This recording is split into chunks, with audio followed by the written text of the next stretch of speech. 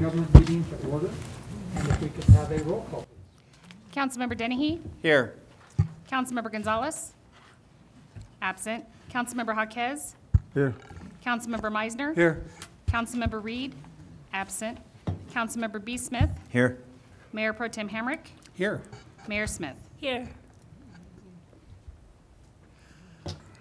And tonight, we're going to be talking about the Humane Society of Fremont County, the contract we have with them, and also Jake Berry, excuse me, John. I can say that. John, Yes. if I may, before we get started. Sure.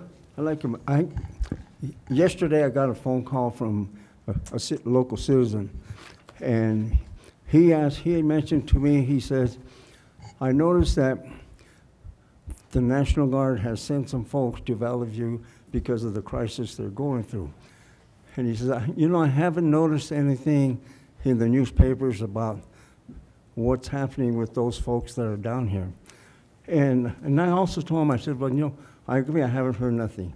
And he says, I think that something needs to be done to recognize situations like that. He says, grant you, the city's doing everything they can to help the local business people, the local community and stuff like that.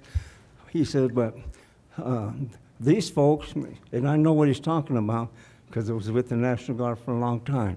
These folks were taken away from their jobs, from their families, and moved around. And they serve in a lot of capacities. They served in fires throughout the state.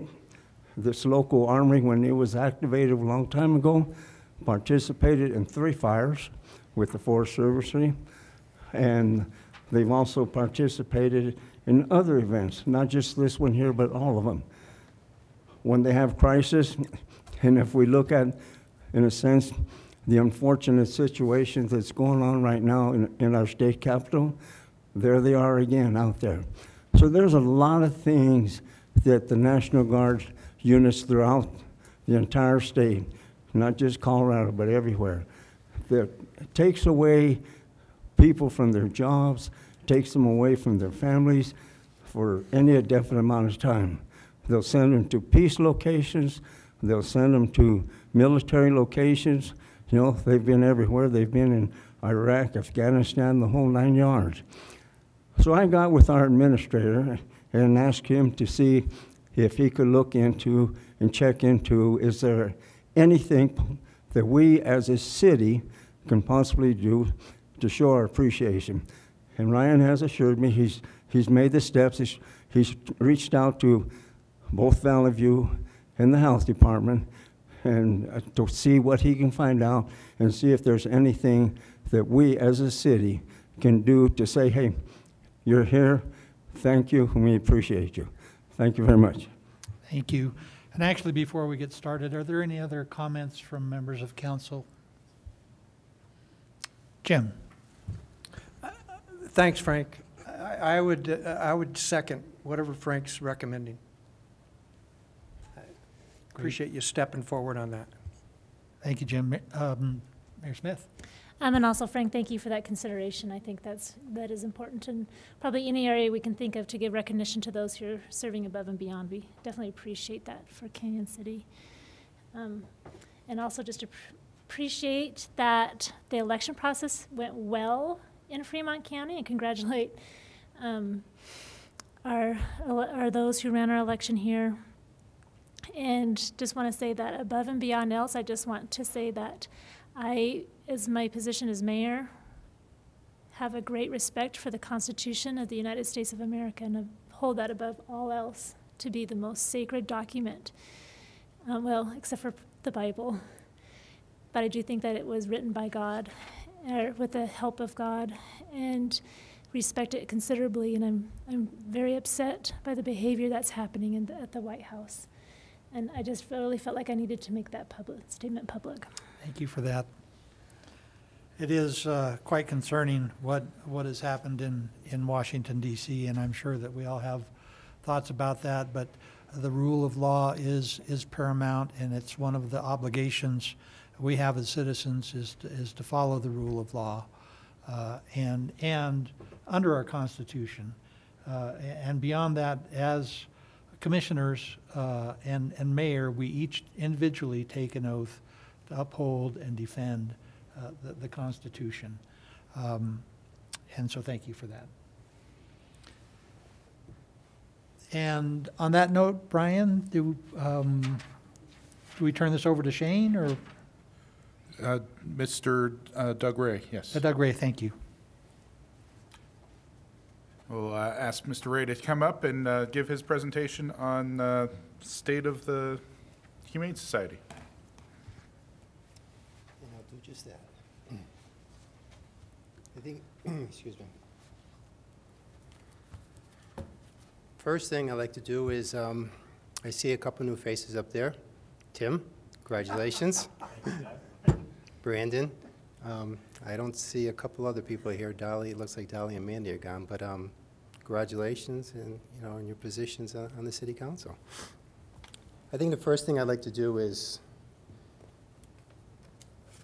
give you a little bit of an update of what's been going on the past year. I mean, there was an article in the paper recently, and as I was reading it, I was thinking about the animal shelter, and I'd just like to give a 5-minute update on that. You know, in March, let me move this here. In March, the shelter moved to appointments only. The community was none too pleased about that, and neither was I. But it was what I needed to do to help protect my small staff and for the visitors that came to the animal shelter. We soon canceled all fundraising events, $1,000 here, $2,000 there, $5,000 here. We had a dog food drive set up. Everything was canceled right out of the gate. In April, I made the decision, and this was a hard decision, to cancel our rescue runway. And for those that don't know about the rescue runway, it's our biggest fundraiser of the year. It's a 4-hour event that takes 6 months to put together, and it raises over $30,000. So when I canceled that, I knew we were pretty much in trouble for the rest of the year. Early on, I feared the onslaught of people surrendering their animals. I thought that people were not going to be able to afford to keep them with the pandemic going on. So I reached out to Susan, my shelter manager, and I asked her to create space. And the first thing Susan did was she contacted as many foster groups as she could, and I don't know the actual number of the animals she cleared out, but she cleared out almost the entire shelter. But that onslaught that I feared coming, it never happened. And if you can say that COVID has some positives, this would be one of them, because what it's done for animal shelters all across the country, it's emptied them out. And it's something I've never seen in the 17 years I've been working in animal shelters. That's what's happened this year, because typically you have like this roller coaster where the weather starts to get warm and the intake spike through May and June and July and August. I mean, our busiest months of the year. And then when the weather starts to get colder, the intakes go down, and that's the way it's always been. There was no spike this year. The animals just are not coming into the animal shelter. I want to say we have like maybe 4 dogs available on our website right now. To not have a lot of animals is a good thing when you're managing an animal shelter. I mean, it's a very good thing, but it's very odd what happened at the animal shelter this year. So in order to hit the 25% mandate to keep people out at the animal shelter, we had to do a few things. The first thing we did was we changed our operational hours. I mean, we cut them back. We cut staffing hours by 50%, myself included. We just didn't have any work. I mean, myself included, the donations stopped. I mean, a big part of my job is thanking people who donate to the animal shelters. They weren't coming in. I mean, March and April and May, just the months were just completely dead. I started working from home. Crystal, who a lot of you might know, she started working from home. And I don't know about you guys, but I hated it. It was the worst thing ever. I mean, my dogs drove me ridiculously nuts. Every time I came out of the office, they thought it was either time for a treat or time for go for a walk. But I felt completely disconnected from the animal shelter. I felt completely disconnected from my staff. Now, Susan and I spoke every morning. Susan called me religiously every morning at 8 o'clock. But it was very difficult working from home for a few months. Crystal as well. Crystal was very emotional. She was brought to tears several times when I was talking to her about not being able to shelter. All shelter employees, they were affected by COVID, some more than others. We had employees at the shelter that were scared to death they were going to catch COVID and bring it home to their loved ones who had several check marks on what a pre-existing condition was. That was hard to manage because some employees, it didn't seem to affect them at all, while others had a very difficult time with it. I had one employee sit in front of me. This employee was considering committing suicide, and I only found out about it through somebody working at the animal shelter. I did everything that I possibly could by getting her the treatment and the care she needed here in town through a local facility, and she's still working at the animal shelter, so everything's good as far as that goes. Visitors coming to the animal shelter early on, plain downright nasty. I mean, nasty as you could possibly imagine. One woman, probably in her maybe 70s, threw a countersign. Had a countersign right here, just literally threw it at one of my managers. Visitors, they spit at us, they yelled at us. I mean, they were angry. I had people get right into my face and threaten me just because we were asking them to wear masks. And all it was we were following the orders. You know, we're doing what we needed to do, what everybody was telling us we needed to do. But it really wasn't just staff that struggled with COVID. The animals suffered too. And this was something that I really wasn't expecting. By us wearing these masks, I think it threw the dogs off in particular. The dogs could no longer read our face. They could no longer see us. They couldn't tell if we were smiling. They couldn't tell anything. So a typical dog that's well-balanced didn't have a problem with it, but the dogs that were scared, that come in the shelter a lot, they struggled with it a lot. That was hard. I would walk the shelter at night sometimes, and when I'm walking the shelter, it was quiet. I mean, if you've ever been to the shelter, it's loud back there. It was quiet, but it was quiet back there. And typically you walk past the kennels, and the dogs come running up to the sides of the kennels, and they just want to, you know, be a dog. And they just want to say hi. They weren't getting out of their beds. I mean, the dogs were clearly depressed, and rightfully so. We had to cancel our volunteer program to hit that 25% number. We had to reduce staff, so we had less staff, we had less volunteers to walk in the dogs, and the dogs felt it. And that really was tough to watch for me, and it was tough for a lot of people that were at the animal shelter. By May 1st, the shelter was down $30,000. In late May, I applied for a PPP loan, and whenever it was going to be released, I don't remember what time it was going to be, I was sitting at my computer, and I'm at home, and I'm waiting to jump on a thing, and I got locked out. I never even got in to apply for it. About a week later, they opened up the process again, and I applied. 2 weeks later, I received a note from the organization that I applied to. They denied us because they couldn't verify that I was who I was. And maybe they thought they were giving the money to somebody. So we weren't getting the PPP loan. About a couple weeks later, I received a call from Sean over at Legacy Bank, and Sean asked how the status of our loan was, and I explained to him what was going on. Sean took over from there, and he got us the money. So he got us a loan for $68,000, and it was money that we needed badly. So thanks to, if Sean never got involved, we never would have gotten a penny.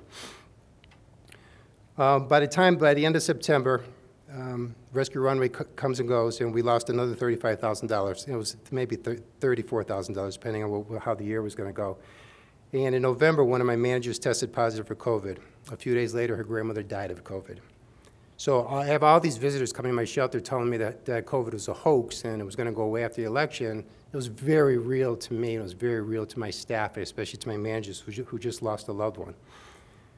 But through it all, one thing never changed. I knew we were losing tens of thousands of dollars. I knew that this was not going to be a good year for us because in the 6 years I've been here, we've never lost a penny. But as far as serving the community, we didn't miss a beat. We actually stepped up our game. We gave out more free dog and cat food this year than we've ever given in the 6 years I've been here, ever. We waived fee after fee after fee. People couldn't afford to just reclaim their pets. They couldn't afford for low-cost vaccinations. We did everything we possibly could, and when we learned of something happening in the community, somebody who was struggling, we reached out to them to help them the best we could. The last thing I could possibly do was to say to the community, "I'm sorry, guys, you know, we're struggling over, we're struggling over here just like you're struggling." And we, excuse me, we had to, Susan, can you bring my water, please? We had to cut this program or that program. I just couldn't do that. Excuse me. Thank you. So as bad as 2020 was, excuse me, on so many levels, we're still going to end the year with a 97% save rate for animals, and that's a good, that's typically a good year. This was a bad year. We're still ending with 97%, and for people that don't know, the way we come across our save rate is 100% of the animals in divided by 100% of the animals out. So 97% of all the animals that came into the shelter are still alive. So even after canceling all of our fundraisers, our large rescue runway, the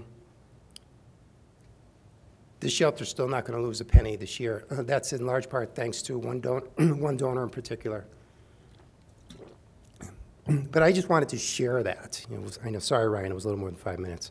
But I just wanted to share that just to let you guys know. I mean, I haven't been getting on Facebook saying, "Hey, here's what's happening over here." We've been keeping kind of quiet. I mean, I know everybody's struggling, so it doesn't make sense for me to be tooting the horn over at the animal shelter. So that's kind of what's happened this past year. Now, as far as the contract goes for this year, as you can see from what was sent out to you folks, this one right here. Oh, actually, no. I don't believe. Susan, can you do me a favor, please? Can you hand this out to everyone? When I was looking at the packet, this wasn't there. These are numbers from last year, for comparing them. And what it is it's something we do every year, and it shows the amount of animals that come in through the city of Kansas City, through ACO, means Animal Control Officer, or the police department, through a citizen at large, and through a citizen who owns an animal, and then we just track them out through cat, dogs, other total. When you compare the numbers to 2018, 22 more animals came to the shelter through Kansas City ACO's police. This is versus last year. And Kansas City residents accounted for 84 more intakes in 2019. DOA just means dead on arrival. Those are received through ACO police. Sometimes people from the community will bring in an animal that was maybe hit by a car or something. Those increased by 8, while the citizen DOAs increased by 40. For all of 2019, 17.4% of the live shelter intakes were brought in from Kansas City ACO Sheriff Police, while the remaining 82.6% were brought in by Kansas City residents. That's important because the year before was quite lower. 33.5% of, I'm sorry, higher. 33.5% of all live intakes were brought in by the ACO's police, making 2019 more in line with the previous years, because that's typically the way it is. It's usually 18%, no matter who we're dealing with. 18% of the animals that come to us are brought in by the ACOs or the police for each area, and the other 82% are brought in by residents. So, like, Tim, you're out driving somewhere, and you see a dog, you stop and you bring the animal into us. That's where we get 82% of the animals. So last year was a relatively good year for the shelter. This year, even as bad as it was, is going to be a good year for the shelter as well. I don't want to say good year. We're not going to end the year with $40,000 in the bank or anything like that. But we're also not going to be losing the money, because had we not got the PPP loan coming out of November, we would have been $100,000 in a hole and would have been a disastrous year. But December has been a simply fantastic month on so many levels, because I typically send out an end-of-the-year fundraising letter every December. And this year, normally the letter's about a cat and a dog or both, and this year I actually wrote about what COVID did to the animal shelter. Some of what I shared with you, I wrote in my letter. It's been my most popular letter in six years. My absolute dead pop on letter. I mean, and normally it's the dogs or the cats that tear people's hearts, but people really just took to this letter this year. So December's going to be a fantastic month for the shelter.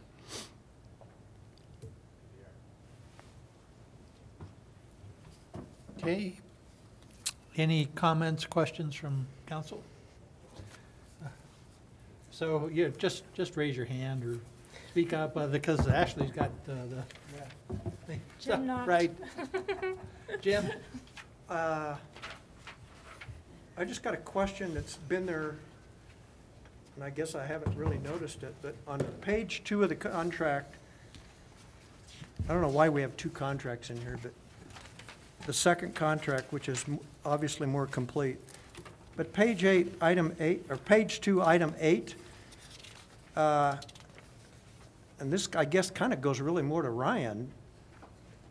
Apparently, if the police department picks up an animal that needs medical attention, that becomes a city expense. After hours. We were actually just speaking about that a few hours ago. Susan brought this to my attention. So if an ACO or police find an animal after hours when the shelter is closed and they bring it to a vet, if you will, I mean, do you know what is the process right now? I mean, where would they be? Do they bring it to Fremont, our vet? So if they're going to hold Fremont, they'll either bring it to Fremont or Rose, but normally it's Fremont vet after hours if they have the after hours phone number. But Jim, if it's during hours, no. I mean, they just bring the animal to us and it's now our animal. But that's not what that paragraph says. Well, Susan and I, like I said, we literally were just talking about this. Maybe I need to add after hours in there, you know, in our future things. This has been pretty much the contract since I got here. I mean, this was written. Yeah, right, yeah, it hadn't changed, but I hadn't noticed that. Yeah, it hasn't. And this was here prior to me getting here, but it's, I'm okay with putting in like after hours or adding to that, making it a little more specific on how it works.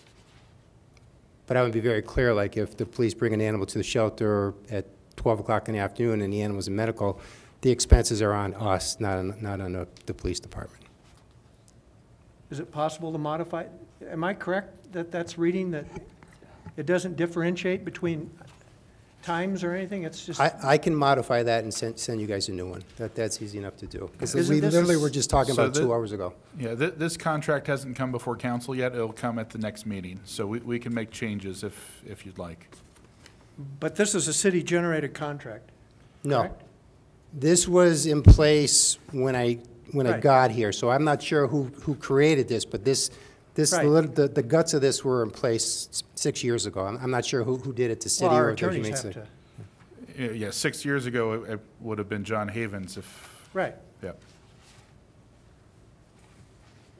Yeah, I would suggest, Mr. Chair, that we modify paragraph 8 so that it at least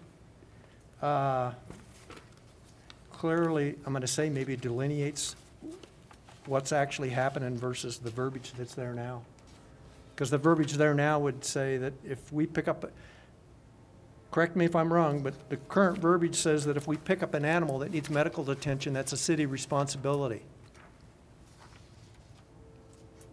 Susan actually said to me what you're saying to me right now, and I said to Susan that it's only for after hours. And Susan said exactly what you said, Jim. Well, it doesn't say that, and she's Okay. right. And she literally just brought that up to me a couple hours ago.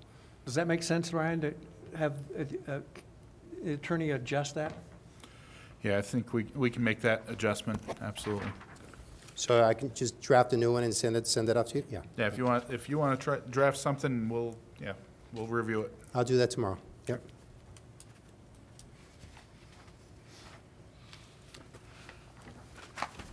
So the other questions? I was just going to ask, this is a question we ask every single year, and that is the discrepancy in the per capita rate between the city, Canyon City, the county, and particularly Well- Florence. We fixed that in 2019 because Tony was very adamant that you and the county pay the same, and I got you there. I had you at 396. The reason it's different was because Mr. Meiser said last year, I didn't ask for increases from anybody last year, and you folks approved the 2%. So that's why the 20 is, you're at 390, you're at 404, and the county's at 396. But otherwise, you guys would have been at 396 this year had you not given us an extra 2% last year. But you're the only agency that's done it. Nobody else gave us any increase last year, because I didn't ask for increases last year. What is it this year?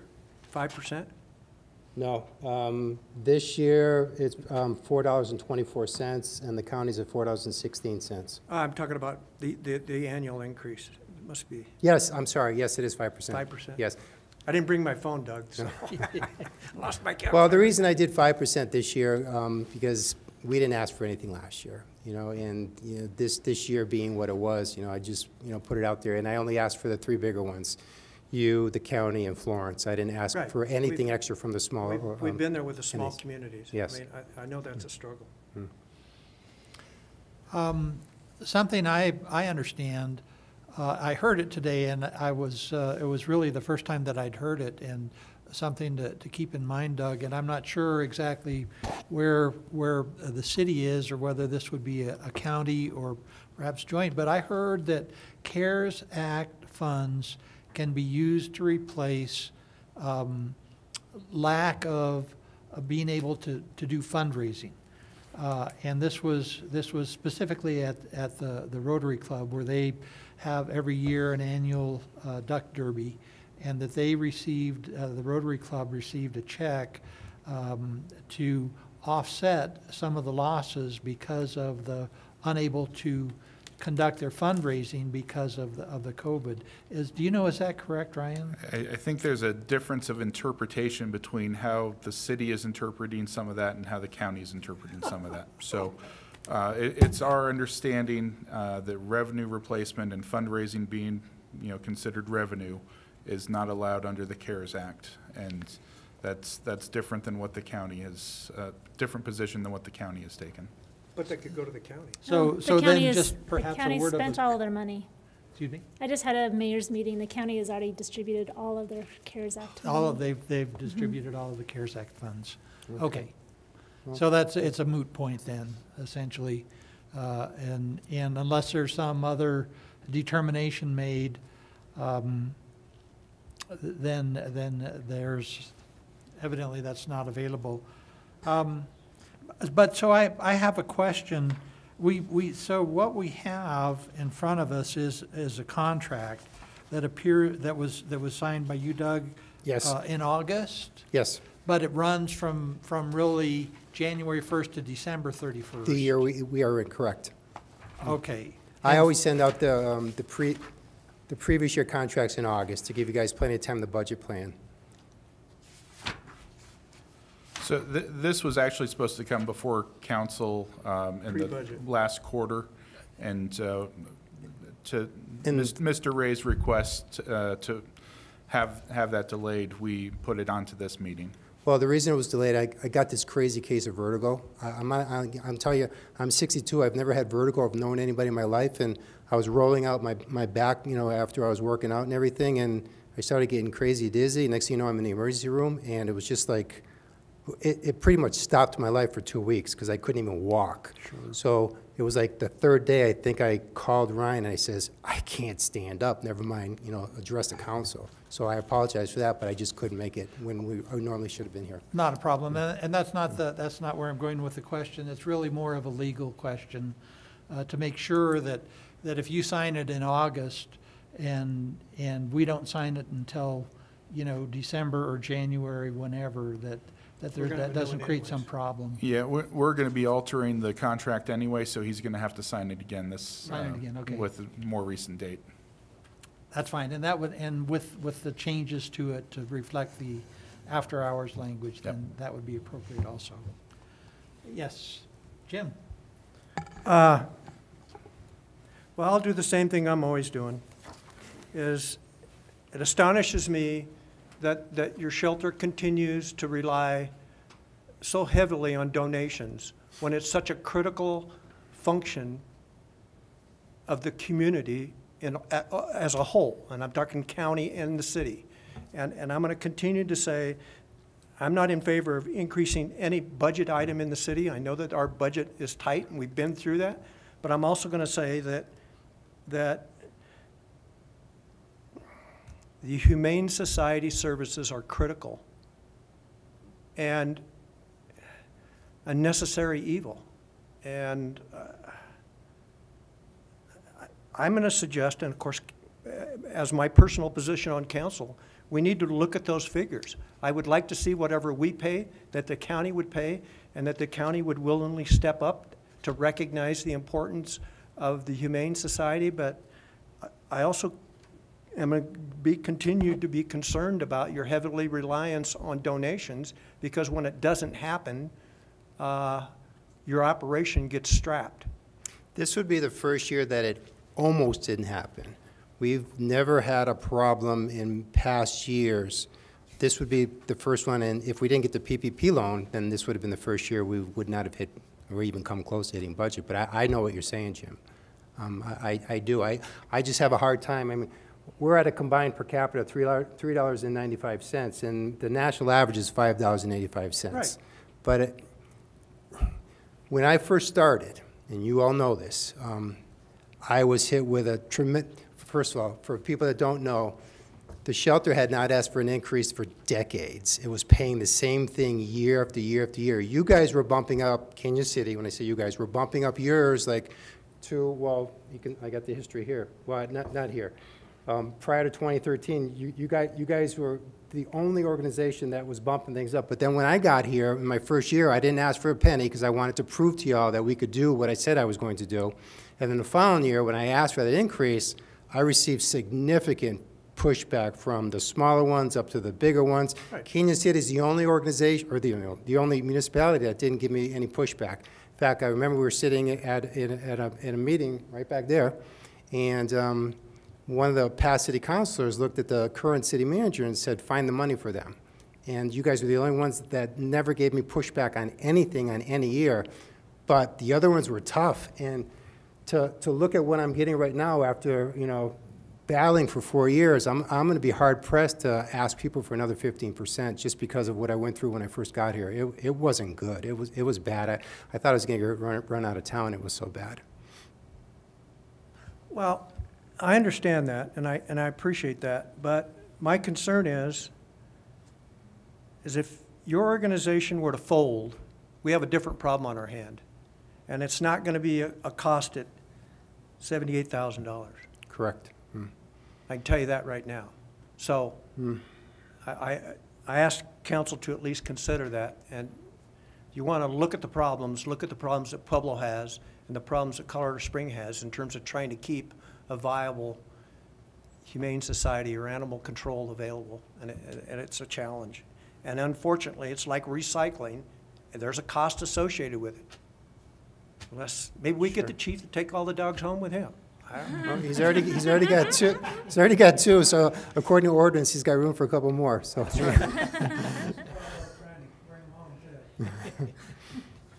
So I'll get off my soapbox.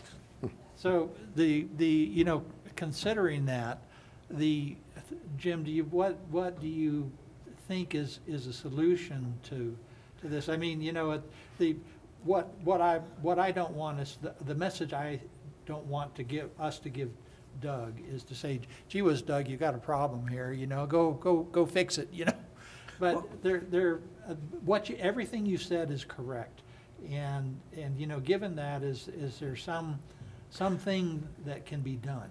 Well, I mean, Doug and I have this argument every year, or discussion, however you want to call it, where me saying, you need to charge us more, and Doug saying, he doesn't want to charge us more, and me looking at the future and saying, I mean, serious. No, I'd like to charge everyone more. I'm just not prepared to go through that battle again because Right. It was 4 years of sheer hell trying to just get to the shelter the money that I thought it deserved.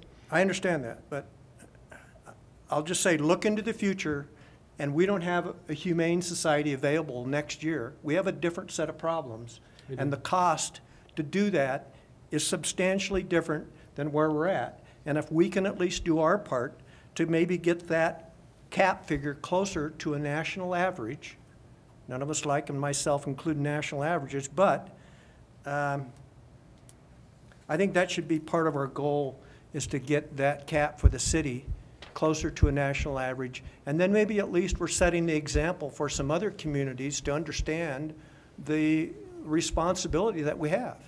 Unless the chief And Mr. Cooper, or Sheriff Cooper, would want to take those dogs and cats home with him. Well, maybe these other entities that are not paying their fair share should be the ones bringing home the cats Well, I and know, dogs. I'm but sorry, but I- there needs to be some pressure for them to carry their weight too.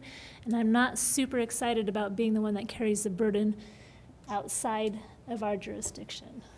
I don't disagree with that position, but let me ask you this, Madam Mayor.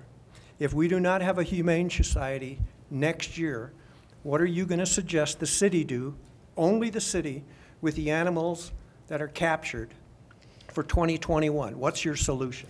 Well, right now Doug's telling us that he's doing okay, that we're doing all right. And so I say we're going to agree to the 5% increase, and we're going to continue to support you in any way that we possibly can, and encourage, if there's other COVID expenses the city can help with, to take a look at those. And then we'll go from there. But Doug's not going to let that Humane Society die and close. You will come to us before anything comes to that. I know. Oh, gosh, yeah. I mean, Yeah, as- we're as- not going to put our no. animals at risk. No, I mean, I've been here for 6+ years now, and this is it for me. I mean, this is what I do for a living, and for me to just, you know, magically turn my back on what I think I can, it's fair to say that what I've built up, I've got a fantastic team that's done it, but when I started, I mean, I literally was starting from ground zero, and the shelter's in a really good place right now. I mean, I think I've got like the best shelter manager in all of Colorado, and it's right here in Canyon City. So we have, oh, well, I'm serious, and I think we've got a fantastic team. You know, I know how, you know, if you follow music at all, and you're old like me, and you get a band from the '80s, and they come out with a new album right now, and they say it's our best album yet. I'm like, no, it really isn't. Well, I'm telling you, in the 6 years I've been here, this is the best team that I've ever had in the 6 years I've been here, bar none. I mean, bar none. I could not be more happy with them. And I will say, Doug, that I am really proud of the work that you have done at the shelter. And your story of 2020 at the Humane Shelter has really touched my heart deeply. And then I'll say that as upset as I am at the behavior at Capitol Hill today, I'm as equally upset by the behavior that Susan and you and your staff have experienced at the Humane Society, that level of disrespect and lack of civility. But at that same time, completely on the opposite spectrum. I'm incredibly proud of those who have stepped up, especially in your December fundraising effort, to donate more than they've ever have before. And that is what is going to keep the shelter alive and prosperous and doing well. I don't know if you'll ever be prosperous, but it's what's going to keep you running. And they're the ones that I am incredibly, incredibly proud and thankful for too, for your staff and for those that support the shelter. So As am I. And I want to make sure that you and Susan know how appreciative we are, especially under these extra stresses that are beyond your control. And I want to make sure that please just pass it on to your staff as well. Sure will. We sure will at the next meeting, yes. Thank you for that, Madam Mayor. Any other comments or questions? I'm just going to make a final comment. I want to piggyback on Mr. Meisner's point of view that he made. We need to start looking at now, folks, what is the solution? Because next year is coming back at us. And if it don't get any better, and we don't have a solution, what progress have we made? So the job you guys do is fantastic and everything else, but we need to start looking at it now for the solution. If this should be the same way or even worse the next go-around. You know? And I appreciate everything you guys are doing and everything you've done to keep everything going. You know? You've done a good job. Thank you. Thank you. Thanks, Frank. Brandon? I did have a quick question. Obviously, we don't know what 2021 holds as far as with our COVID situation, and if it's anything mirroring the 2020. Is there anything that you guys have thought about in terms of virtual fundraisers so that we don't have to cancel those things for this coming year? I just talked about that with Crystal because I told Crystal the rescue runway is every September and it takes 6 months to do, and I says I'm just not at all comfortable doing rescue runway again because we go around town and we ask people for silent auction items. I'm not comfortable asking a single person for anything right now. So we've already canceled, well, Susan doesn't know this yet, but Crystal and I talked about this yesterday. We're canceling the rescue runway for this year, but I said we've got to do something virtual. What that is, I don't know. Maybe we can only find 4 or 5 or 6 really large items and put those out there for bid. I don't know what that is yet, Brandon, but we literally just talked about that this week.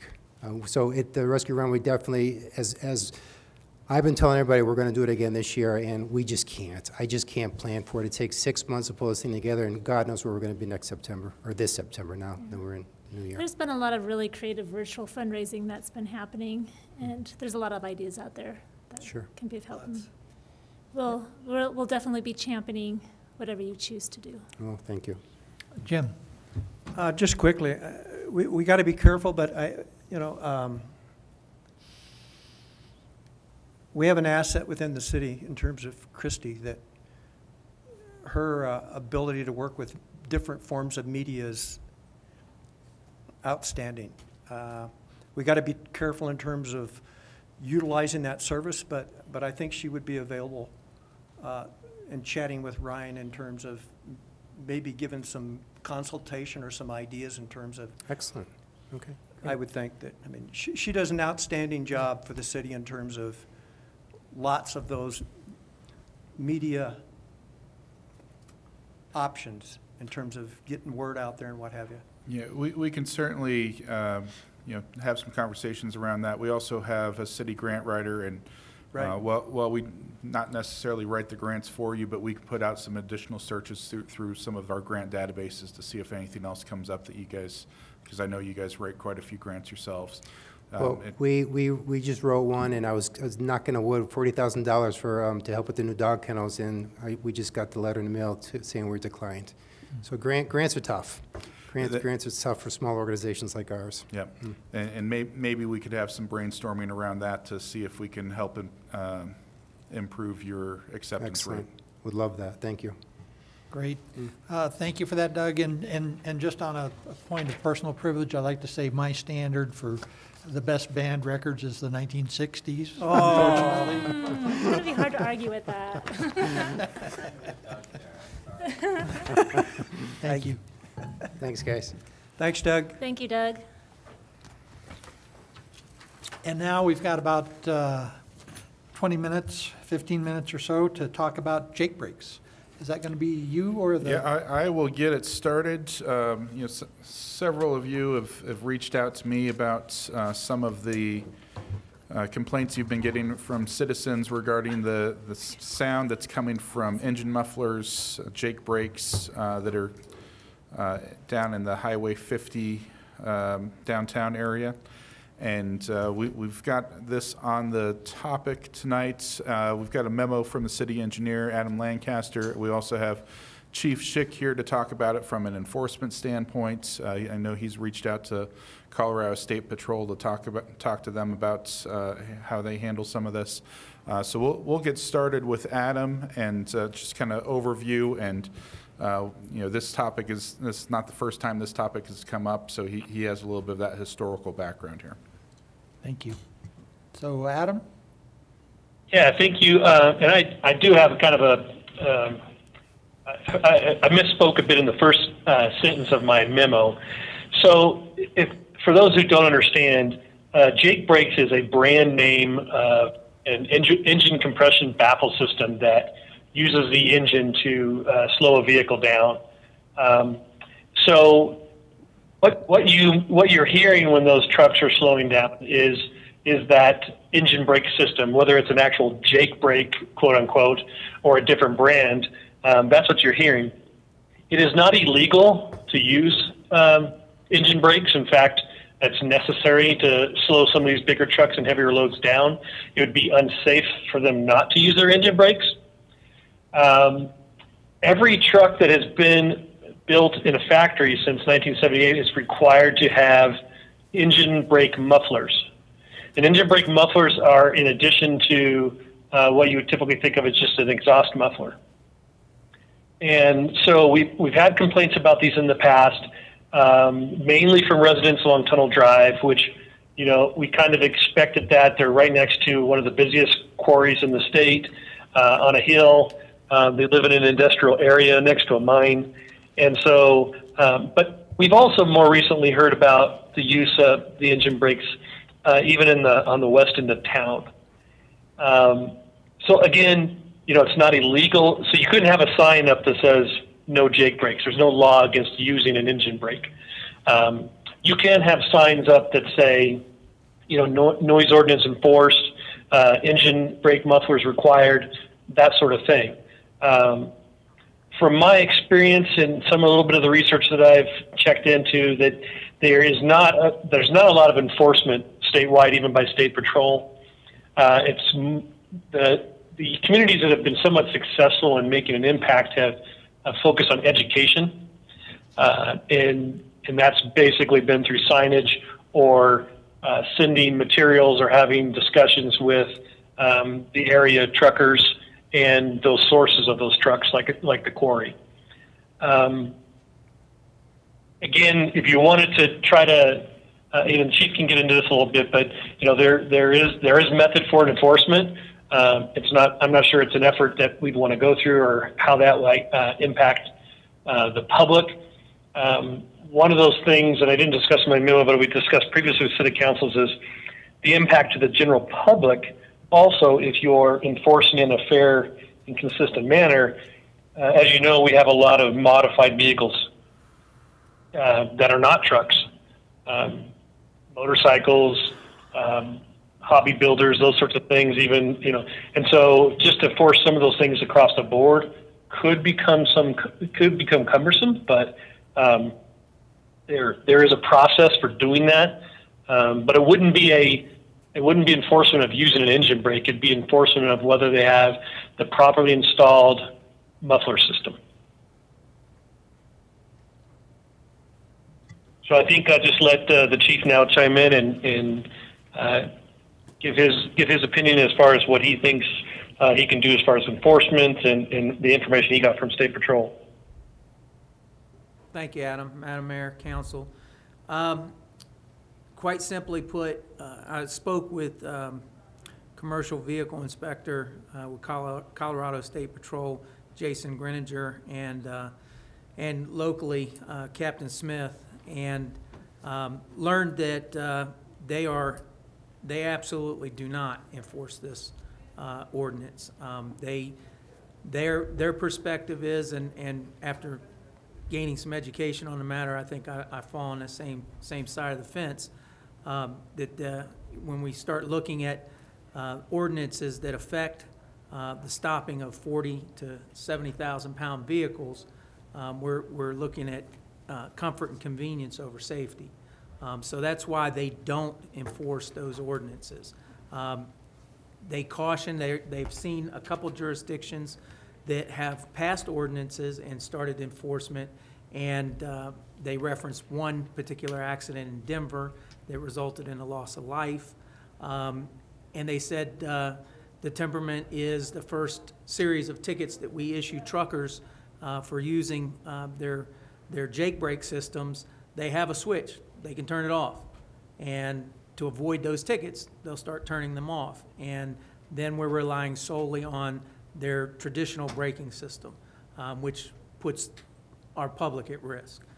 So rather than, and Adam hit a great point, I don't think we want to target one segment of the community in terms of noise ordinances and that type of enforcement, but rather, and it was endorsed by Colorado State Patrol, the educational aspect, reaching out and talking with these companies, these truckers, helping them understand their neighbors, their neighborhoods, and try and appeal to them to minimize things when they can, and also holding inspections, because oftentimes what the perception is in the public is that these trucks are running around without exhaust systems, and that's why they're so loud. If we can team up, we've done it before in the past, reportedly, and we can have Canyon City and Colorado State Patrol host point of entry inspections down here as they're coming out of the quarry into the city, and inspect them and make sure their vehicles are up to safety codes. And one of the things that we will do is get a count on the proper muffler systems. Trooper Greninger told me that 90%, 95% of the trucks are operating just as they're intended. Their muffler systems are intact, which gives us something to go back to the public and assure them that these trucks aren't running around without the proper exhaust systems. So it is simply a matter of safety versus comfort, and I think we probably want to just take a moment and pause and think about if we want to pass an ordinance that encourages truckers to decrease their safety valves. Council, any questions? Frank? I go along with the chief with regards to the route to go is the educational portion of it. Excuse me. Because with the educational portion of it, then there's the good possibility that we can talk with the truckers and all that. Jake brakes are very important as you're descending down the hills and everything else. Okay, I know how important they are for that. But maybe with the educational part, we can talk to them and maybe they can cut it off when they're on the flat level going through town. Because really, their speeds aren't that great going through town, and they're really, in a sense, wouldn't be a need for a Jake brake, you know, once you've hit the town of Canyon City on the lower level. But they do need them. You would have more, maybe not around here, you would have more accidents with truckers if they did not have the Jake brakes, even just coming down 8 Mile in that look, and which isn't very much of a grade, but you'd have more. So they are a significant safety part for those trucks. Thank you. Brandon, do you have something? I feel like maybe I missed something somewhere. Is the noise complaint coming because of the noise, or is the noise complaint coming from the fact that the noise is so loud that it's causing safety issues? The complaints that I have received are just people being annoyed by the noise. So more in the Tunnel Drive is annoyance by the noise, and then there was a business owner just off of Highway 50 that says it literally rattles his store. And so that's where we started this conversation. Mm-hmm. My concern would be, to piggyback off of Frank and the chief, is the noise versus the safety is kind of the conversation that we're in right now, and how do we override safety for convenience of?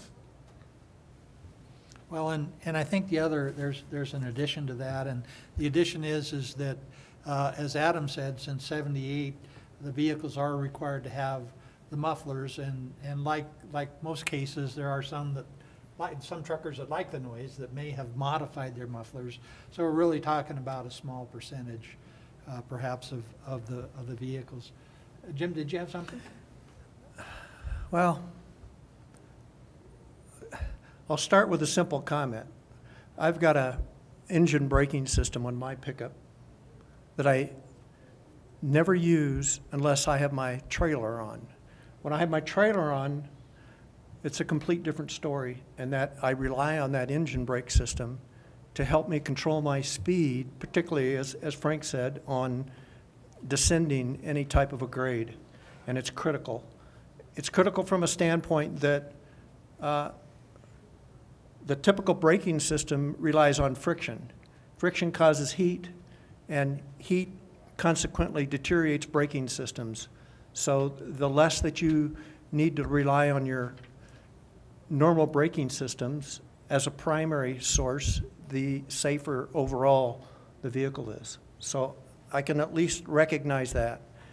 I also recognize the noise factor, that it can be loud and annoying when somebody applies an engine brake system. But again, we're talking about a safety issue. I realize it's probably much more predominant coming through Tunnel Drive.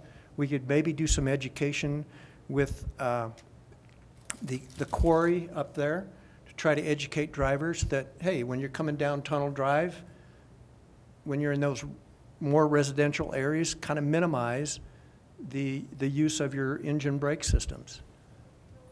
I think sometimes what happens is as people approach an area where they particularly need to stop, it's really easy to let off the accelerator and allow the engine brake system to take over automatically versus that slow braking or downshifting that would reduce your speed. So I think a lot of it happens with a trucker that's convenient to use the engine brake system versus the other braking and downshifting as a means of speed control. But I would suggest we try some communication with the quarry and communicate to their drivers to minimize that use in the Tunnel Drive area. Considering the Highway 50 corridor thing, I just don't know how you take care of that whole thing without some huge impacts, not only on the truckers, but the police force or whoever else is going to be involved in trying to figure out who's doing what and doing those inspections on those systems. And I don't even know how you check. I mean, you could physically check for a muffler system, but you're going to have a vehicle operating in order to see if it's actually muffler that sound during operation. So I think that checking would be a rather complex process. So I recognize the complaints, but you know, we also have complaints about dogs. We have complaints about homeless. There are just some things that it's maybe not reasonable for us to try to correct. And to over-ordinance everything seems to be kind of the opposite direction in which we as a council wanted to go. I agree. And the cost of the undertaking that it's going to put on the PD to staff these people for these inspections is, I mean, I can't believe, I don't know what that's going to look like, but I think that's going to be quite the headache for you, Chief. But, and another thing is, it's kind of like you're saying, you take one noise and you go after it. I mean, What's I'll be next? honest, I don't really pay any attention to the Jake brakes on Highway 50, but I'll tell you what, there's a ton of mufflers that go in this town that you sit there and go, holy moly, so. Yeah. Or motorcycles, or, Right, exactly. Or the train. yeah, or the People train. complain about that too. I mean, if you're going to talk about Jake brakes or engine brakes, you got to throw in that same scenario, and I hate to brand this, but you got to address the Harley noise. It's as bad, if not worse, going down the highway with people taking off and letting her rip. So in the interest of time, I get a sense that there's more of a tendency to some education and perhaps some signage. Let it be, and, I mean, you could let, you know, their downfalls, let them know, but other than that, I mean, it is what it is. I think it's really what, I think all this kind of saying, so. Well, you know, oftentimes, Madam Mayor, it's a matter of recognition. And if you do something long enough, frequently enough, you don't even recognize the inconvenience that you may be creating. Right. So I think it's a good approach to have us partner with Colorado State Patrol, get out here and educate and try and help them realize the impact that they may be having on the community, the inspections, signage. Collectively, we might raise the awareness of 6 out of 10 of these drivers and reduce that dynamic out there.